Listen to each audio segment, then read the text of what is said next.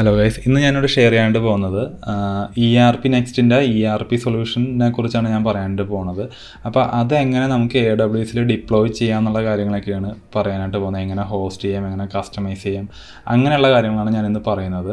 അപ്പോൾ ഇതിന് ഈ സെക്ഷനിൽ ഈ സീരീസിന് 5 പാർട്ടുണ്ട്, 5 വീഡിയോ പാർട്ടാണ് ഉള്ളത്. അപ്പോൾ ഓരോ പാർട്ടിലും ഓരോ സെക്ഷനായിരിക്കും. ഫസ്റ്റ് പാർട്ടിനകത്ത് ഒരു AWS ഇൻഫ്രാസ്ട്രക്ചർ എങ്ങനെ ക്രിയേറ്റ് ചെയ്യാം, അതായത് സർവറും കാര്യങ്ങളൊക്കെ എങ്ങനെ ക്രിയേറ്റ് ചെയ്യാം.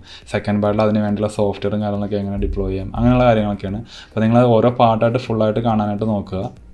അപ്പോൾ ഇത് പാർട്ട് 1 ആണ്. ഇതിനകത്ത് AWSനകത്ത് എങ്ങനെ ഒരു ERPNextന് വേണ്ടിയുള്ള ഒരു ഇൻഫ്രാസ്ട്രക്ചർ എങ്ങനെ ക്രിയേറ്റ് ചെയ്യാം എന്നുള്ള ഡീറ്റെയിൽസാണ് പറയുന്നത്. ഇപ്പോൾ ഞാൻ നിൽക്കുന്നത് ERPNextൻ്റെ സൈറ്റിനകത്താണ്. ഇതിനകത്ത് പോയി കഴിഞ്ഞാൽ നമുക്ക് അതിൻ്റെ ഡീറ്റെയിലും കാര്യങ്ങളെല്ലാം നമുക്ക് അറിയാനായിട്ട് പറ്റും. സൊല്യൂഷൻസിൽ പോയി കഴിഞ്ഞാൽ എന്തൊക്കെ സർവീസാണ് അവർ പ്രൊവൈഡ് ചെയ്യുന്നുള്ള കാര്യങ്ങളെല്ലാം അതിനകത്ത് കൊടുത്തിട്ടുണ്ട്. അതുപോലെ പ്രൈസിങ്ങിൽ പോയി കഴിഞ്ഞാൽ നമുക്ക് ഇത് ഓപ്പൺ സോഴ്സാണ്. നമ്മുടെ ഓൺ സെർവറിൽ ഹോസ്റ്റ് ചെയ്യുകയാണെങ്കിൽ നമുക്കത് ഫ്രീ ആയിട്ട് യൂസ് ചെയ്യാം. അവർ തന്നെ മാനേജർ ഹോസ്റ്റിംഗ് സർവീസ് അവർ പ്രൊവൈഡ് ചെയ്യുന്നുണ്ട്. അതുപോലെ എൻ്റർപ്രൈസും ഉണ്ട്. അപ്പോൾ നമ്മുടെ റിക്വയർമെൻറ്റ് അനുസരിച്ച് നമുക്ക് ഏതുകൊണ്ടും ചൂസ് ചെയ്യാവുന്നതാണ്. ഞാനിവിടെ AWSൻ്റെ എൻവിറോൺമെൻറ്റിലാണ് ഇത് ഹോസ്റ്റ് ചെയ്യാനായിട്ട് പോകുന്നത്. ഇപ്പോൾ സൊല്യൂഷൻസിൽ പോയി കഴിഞ്ഞാൽ നമുക്ക് ഏതാ മാനുഫാക്ചറിങ് ആണ് ഏതോ വേണ്ടതെന്ന് വെച്ചാൽ അതിൻ്റെ സെക്ഷനിലേക്ക് പോയി കഴിഞ്ഞാൽ നമുക്ക് അതിൻ്റെ കാര്യങ്ങളെല്ലാം അറിയാൻ പറ്റും. ഇത് അതിൻ്റെ ഒരു ഡാഷ്ബോർഡിൻ്റെ ഒരു ഗ്രാഫും കാര്യങ്ങളൊക്കെയാണ് കൊടുത്തിരിക്കുന്നത്. താഴത്തേക്ക് സ്ക്രോൾ ചെയ്ത് കഴിഞ്ഞാൽ നമുക്ക് ഒരു ബേസിക് ഒരു ഡാഷ്ബോർഡ്, അതായത് അക്കൗണ്ട്സിൻ്റെ ഡാഷ്ബോർഡാണ് ഈ കാണുന്ന ഒരു എക്സാമ്പിളാണ്. നമുക്ക് ഇതേപോലെ നമുക്ക് ചെയ്യാനായിട്ട് പറ്റും. അതേപോലെ തന്നെ അക്കൗണ്ടിങ്ങിന് വേണ്ടിയുള്ള ഈ സൊല്യൂഷൻ ഉണ്ട്. HR and payroll, manufacturing, sales and purchase, asset management, website, help desk, project, അങ്ങനെ ഓരോന്നിനും വേണ്ടിയുള്ള മൊഡ്യൂൾ ഇവർ പ്രൊവൈഡ് ചെയ്യുന്നുണ്ട്. നമ്മുടെ റിക്വയർമെൻറ്റ് ഏതാണോ അതിനനുസരിച്ചുള്ള സൊല്യൂഷൻ നമുക്ക് എടുക്കാവുന്നതാണ്. ആ മൊഡ്യൂൾസ് നമുക്ക് ഇംപ്ലിമെൻറ്റ് ചെയ്ത് കസ്റ്റമൈസ് ചെയ്തെടുക്കാവുന്നതാണ് നമ്മുടേതായ രീതിയിൽ. അപ്പോൾ നമുക്ക് ഇതിന് വേണ്ട കോൺഫിഗറേഷൻ എന്ന് പറഞ്ഞാൽ ഫയർവാൾ, അതായത് നമുക്ക് ഏതൊക്കെ പോർട്ടാണ് അലോ ചെയ്യേണ്ടതെന്നുള്ള ഒരു ഡീറ്റെയിൽ ആണ്. അതൊരു സോഫ്റ്റ്വെയർ ഏതൊക്കെ വേണമെന്നുള്ളതാണ്. ഇപ്പോൾ 18443 ആയിരിക്കും നമ്മൾ പബ്ലിക്കിൽ അലോ ചെയ്യുന്നത്. 3306 MySQL ഡാറ്റാബേസ് കണക്ടിവിറ്റിക്ക് വേണ്ടിയാണ്. 143.25 മെയിൽ ആക്ടിവിറ്റിക്ക് വേണ്ടിയാണ്. 22 നമ്മൾ യൂസ് ചെയ്യുന്നത് ആ സർവറിനെ മാനേജ് ചെയ്യാൻ വേണ്ടിയാണ് SSH യൂസ് ചെയ്ത്. 8000 എന്ന് പറയുന്നത് ഡെവലപ്മെൻറ്റ് സ്റ്റേജിൽ നമ്മൾ യൂസ് ചെയ്യുന്ന പോർട്ടാണ്. അതായത് നമ്മൾ പ്രൊഡക്ഷനിലേക്ക് പോകുന്നതിന് മുന്നേ ലോക്കലി IP:8000 വിളിച്ചിട്ടായിരിക്കും നമ്മൾ അതിനെ മാനേജ് ചെയ്യുന്നത്. പ്രൊഡക്ഷനിലേക്ക് വരുമ്പോഴാണ് നമ്മൾ ഏതെങ്കിലും ലോഡ് ബാലൻസറൊക്കെ വെച്ചിട്ട് നമ്മൾ അതിനെ മാനേജ് ചെയ്യുന്നത്. ഒരു DNS ആയിട്ട് പോയിൻ്റ് ചെയ്യും. പിന്നെ നോർമൽ ഒരു വെബ്സൈറ്റ് എങ്ങനെയാണ് വർക്ക് ചെയ്യുന്നത് അതേപോലെ. പിന്നെ ഇതിന് വേണ്ടിയുള്ള സോഫ്റ്റ്വെയർ റിക്വയർമെൻറ്റും കാര്യങ്ങളൊക്കെയാണ് ഈ കൊടുത്തിരിക്കുന്നത്. ഹാർഡ്വെയർ റിക്വയർമെൻറ്റ് എന്ന് പറഞ്ഞാൽ 4GB മിനിമം റാം അവർ പറയുന്നുണ്ട്. 2GBയിലും വർക്ക് ചെയ്യും. പക്ഷേ അത് കുറഞ്ഞു കഴിഞ്ഞാൽ അത് ഹാങ് ആവും. നമ്മളിത് ഇംപ്ലിമെൻറ്റ് ചെയ്യുമ്പോൾ ഹാങ് ആയിട്ട് പോകും. പിന്നെ ഹാർഡ് ഡിസ്ക് സ്പേസ് നിങ്ങളുടെ റിക്വയർമെൻറ്റ് അനുസരിച്ചിട്ട് കൊടുക്കുക. മിനിമം അവർ പറയുന്നത് 40GB ആണ്. അപ്പോൾ നമുക്ക് ഇത് ഞാനിപ്പോൾ ചെയ്യാനായിട്ട് പോകുന്നത് AWS എൻവിറോൺമെൻറ്റിൽ EC2 സെർവർ വെച്ചിട്ടാണ് ചെയ്യാൻ പോകുന്നത്. സെയിം സെർവർ തന്നെ ഡാറ്റാബേസ് ആയിട്ടും ആക്ട് ചെയ്യുന്നുണ്ട്. ഞാൻ RDS എടുക്കണമെങ്കിൽ നിങ്ങൾക്ക് RDS എടുത്തിട്ട് അതിനകത്തേക്ക് ലിങ്ക് ചെയ്യാവുന്നതാണ്. അപ്പോൾ നമുക്ക് സ്റ്റാർട്ട് ചെയ്യാം. ഞാനിപ്പോൾ നിൽക്കുന്നത് EC2ൻ്റെ ഡാഷ്ബോർഡിലാണ്. അപ്പോൾ ഞാനിപ്പോൾ ഒരു സെർവർ ലോഞ്ച് ചെയ്യാനായിട്ട് പോവുകയാണ്. ഞാൻ നിൽക്കുന്നത് ഒഹിയോ എന്ന് പറഞ്ഞ റീജിയനിലാണ്. അപ്പോൾ ലോഞ്ച് ഇൻസ്റ്റൻസ് കൊടുക്കുക.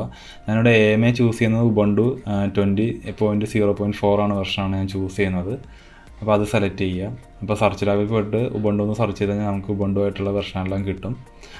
അതേപോലെ തന്നെ ഇൻസ്റ്റൻസ് ടൈപ്പ് ഞാൻ കൊടുക്കുന്നത് T2 സ്മോൾ ആണ്. ടെസ്റ്റിംഗ് പർപ്പസിന് വേണ്ടി ആയതുകൊണ്ടാണ് ഞാൻ T2 സ്മോൾ കൊടുക്കുന്നത്. T2 മൈക്രോ എന്തായാലും സപ്പോർട്ട് ചെയ്യില്ല. അപ്പോൾ ഞാൻ T2 സ്മോളാണ് ഞാൻ ചൂസ് ചെയ്യുന്നത്. നിങ്ങൾ അത് നിങ്ങളുടെ റിക്വയർമെൻറ്റും അതിൻ്റെ പെർഫോമൻസ് അനുസരിച്ച് അത് ഇൻസ്റ്റൻസിൻ്റെ ടൈപ്പ് എപ്പോഴും കൂട്ടി കൊടുക്കുക. എത്ര റിക്വസ്റ്റ് വരും അതെല്ലാം കാൽക്കുലേറ്റ് ചെയ്തിട്ടാണ് കൊടുക്കാനായിട്ട്. അതുപോലെ ഇൻസ്റ്റൻസ് ടൈപ്പ് 1 ഞാൻ നെറ്റ്വർക്ക് ചൂസ് ചെയ്യുന്നത് ഞാനൊരു ഓൾറെഡി ഒരു പഴയ വീഡിയോസിൽ ഞാൻ കാണിച്ചിട്ടുണ്ട് VPC എങ്ങനെ കോൺഫിഗർ ചെയ്യാന്നുള്ളത്. അതുകൊണ്ട് ഞാൻ ഞാൻ കസ്റ്റമൈസ് ചെയ്തൊരു എൻ്റെ ഒരു VPC ഉണ്ട്, മാനേജ്മെൻറ്റ് VPC. അതിനകത്തേക്കാണ് ഞാൻ ഈ സെർവർ ഇൻസ്റ്റാൾ ചെയ്യുന്നത്, കോൺഫിഗർ ചെയ്യുന്നത്. അപ്പോൾ ഞാൻ VPC എൻ്റെ മാനേജ്മെൻറ്റ് VPC എന്ന് പറഞ്ഞു കൊടുത്തു. സബ്നെറ്റ് ഞാൻ പ്രൈവറ്റ് സബ്നെറ്റായിട്ടാണ് ഞാനിത് ഹോസ്റ്റ് ചെയ്യാനായിട്ട് ഉദ്ദേശിക്കുന്നത്. പബ്ലിക്കലി ആക്സസബിൾ ആയിരിക്കത്തില്ല. അപ്പോൾ ഈ സെർവറിനെ മാനേജ് ചെയ്യാൻ പോകുന്നത് ഞാനൊരു ബാർഷൻ സെർവർ വഴിയിട്ടാണ് ഈ സെർവറിനെ മാനേജ് ചെയ്യാനായിട്ട് പോകുന്നത്. അപ്പോൾ ഞാൻ പ്രൈവറ്റ് സബ്നെറ്റ് 2A ആണ് ഞാൻ ചൂസ് ചെയ്തിരിക്കുന്നത്. VPC എങ്ങനെ ക്രിയേറ്റ് ചെയ്യണം എന്നുള്ളത് അറിയാൻ പാടില്ലെങ്കിൽ എൻ്റെ പഴയ വീഡിയോ ഉണ്ടെങ്കിൽ നിങ്ങൾക്ക് ചെയ്യാവുന്നതാണ്. അതുപോലെ ഓട്ടോ അസൈനിങ് IP ഇതിപ്പോൾ പബ്ലിക് IP ഡിസേബിൾഡ് ആണ്. ഇതിനകത്ത് പ്രൈവറ്റ് IP മാത്രമേ ഉണ്ടാവുള്ളൂ. ബാക്കി നിങ്ങൾക്ക് ഓപ്ഷൻസ് നിങ്ങളുടെ റിക്വയർമെൻറ്റ് അനുസരിച്ച് ചൂസ് ചെയ്യാവുന്നതാണ്. റോൾ വേണമെങ്കിൽ റോൾ അസൈൻ ചെയ്ത് കൊടുക്കാവുന്നതാണ്. അതേപോലെ എനേബിൾ ടെർമിനേഷൻ പ്രൊട്ടക്ഷൻ എനേബിൾ ചെയ്യാവുന്നതാണ്.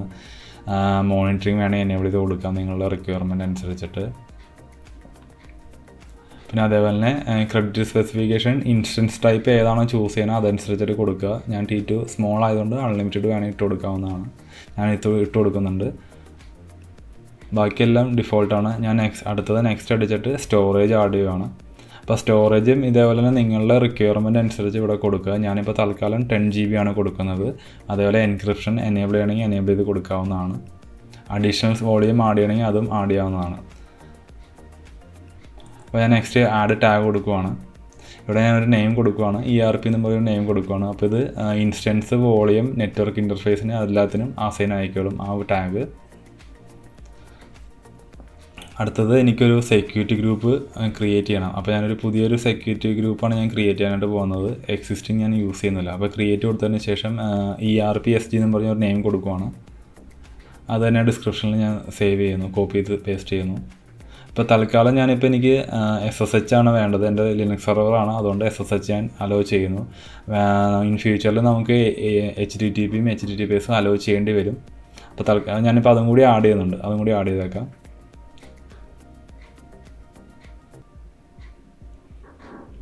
റിവ്യൂ ചെയ്യുക. അടുത്തത് നെക്സ്റ്റ് റിവ്യൂ ചെയ്യുക. എന്നിട്ട് എന്തെങ്കിലും ചേഞ്ചസ് വരുത്തുക, അല്ലെങ്കിൽ ലോഞ്ച് കൊടുക്കുക.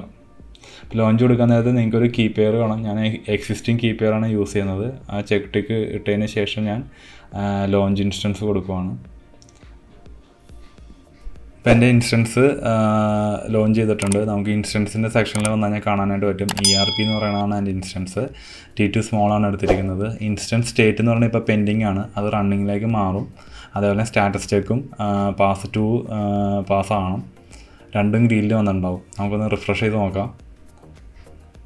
ഇപ്പോൾ എൻ്റെ രണ്ടും സ്റ്റേറ്റ് റണ്ണിങ് ആയിട്ടുണ്ട്. അതുപോലെ സ്റ്റാറ്റസ് ചെക്കും രണ്ടും പാസ് ചെയ്തിട്ടുണ്ട്. ഇനി അതുപോലെ നമുക്ക് IP എന്ന് പറയുന്നത് പബ്ലിക് IP ഇപ്പോൾ ഇതിനില്ല, പ്രൈവറ്റ് IP മാത്രമേ ഉള്ളൂ. അപ്പോൾ ഈ സെർവറിനെ മാനേജ് ചെയ്യണമെന്നുണ്ടെങ്കിൽ എനിക്ക് ഏതെങ്കിലും ബാസ്റ്റിംഗ് സെർവർ വഴി എനിക്ക് മാനേജ് ചെയ്യാനായിട്ട് പറ്റുള്ളൂ. അപ്പോൾ പാർട്ട് 1 ഞാൻ സെർവർ സെറ്റപ്പ് ചെയ്യണ കാര്യങ്ങൾ മാത്രമേ പറയുന്നുള്ളൂ. പാർട്ട് 2 ERPNextന് വേണ്ടിയുള്ള സോഫ്റ്റ്വെയറും അതിൻ്റെ ഡിപ്പെൻഡൻസി സോഫ്റ്റ്വെയറും കാര്യങ്ങളെല്ലാം ഇൻസ്റ്റാൾ ചെയ്യണത് എങ്ങനെയെന്നുള്ളത് പറയുന്നത്. അപ്പോൾ നിങ്ങൾ അടുത്ത വീഡിയോ എന്തായാലും കാണുക, പാർട്ട് 2 എന്തായാലും കാണുക, എന്നാൽ മാത്രമേ നിങ്ങൾക്കത് മനസ്സിലാവുള്ളൂ. നിങ്ങൾക്ക് ഈ വീഡിയോ യൂസ്ഫുൾ ആയെന്ന് കരുതുന്നു. ഇഷ്ടപ്പെട്ടെങ്കിൽ ലൈക്ക് ചെയ്യുക. അടുത്ത പാർട്ട് 2 എന്തായാലും കാണുക.